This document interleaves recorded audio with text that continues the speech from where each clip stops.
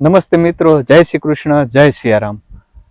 આપણે જે ખેડૂતને મળવા આવ્યા છીએ એક પ્રાકૃતિક ખેતીમાં જે તાલુકા સહસંયોજક છે અને ઝરિયા ગામ, ભાવનગર જિલ્લાનું શિહોર તાલુકાનું ઝરિયા ગામ, એના સરપંચ છે.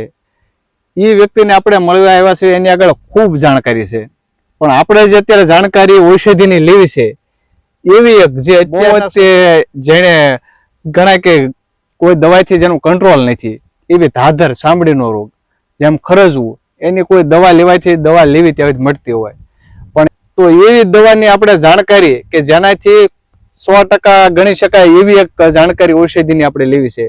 તો સુરેશભાઈને આપણે કહેવી કે સુરેશભાઈ, તમે જે આ ઔષધિની વાત કરી છે એ ઔષધિનું નામ શું છે?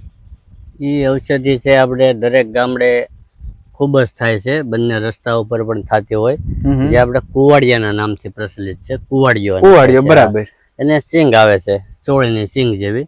એક જંગલી કુવાડિયો અને એક આપણો દેશી કુવાડિયો, તો બે પ્રકારના કુવાડિયો. એ બંને કુવાડિયા ચાલે ઘરની દવા માટે. બરાબર. તો એ સુકાઈ જાય પછી સિંગમાંથી એના બિયાને લઈ લેવાના અને એને પાણે કરીને એને વાટી નાખવાના. આપણે મિક્સરમાં એમાં ગરમ થાય એમ દળવાના નહીં, કેમ કે બહુ ગરમ થાય તો એમાંથી એનું ન્યુટ્રિશન વેલ્યુ ઘટી જાય. એટલે પાણે કરીને એને લઢી અને એની અંદર લીંબુના 4-5 ટીપા નાખીને મલમ જેખું બનાવીને અને સવાર સાંજ જ્યાં ધાધર થયો હોય એ ભાગ ઉપર લગાડવાના. જેથી ખૂબ સારું રિઝલ્ટ છે. ઘણા બધાને સુરત જેવા જે ભેજવાળું સિટી હોય ત્યાં ધાધરનું પ્રમાણ વધારે હોય, તો ઘણા બધાને મેં સીંધેલું અને ઘણા બધાને સારું થઈ ગયેલું.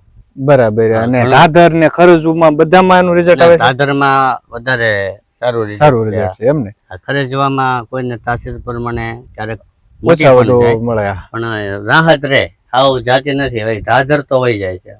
બરાબર. ધાધર માં તો કે એમ ગણાય કે 100% નું રિઝલ્ટ રહેશે એવી આ એક ઔષધિ છે. નમસ્તે મિત્રો, આપણને સુરેશભાઈ આ વિડીયોમાં જણાવ્યું કે કુવાડિયાના કારણે ધાધરમાં 100% આપણને રિઝલ્ટ મળે.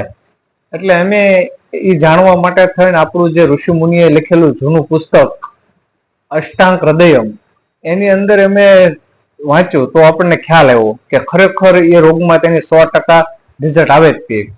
એમાં આપણને એક બીજી વાત પણ જાણવા મળી. સુરેશભાઈ આપણને જે વાત કરી તે પણ સત્ય છે, અને તેમાં બીજી રીતે પણ એમાં પ્રોસેસ થાય કે આપણે તેને સિંગુને અથવા પાંદડા બંનેને વાટીને તેની અંદર 100 ગ્રામ જો આપણે વાટ્યું હોય તો તેની અંદર 50 ગ્રામ દહીં નાખવાનું, બેને મિશ્રણ કરવાનું અને જે જગ્યાએ તમને ધાધર હોય ત્યાં લગાડી દો.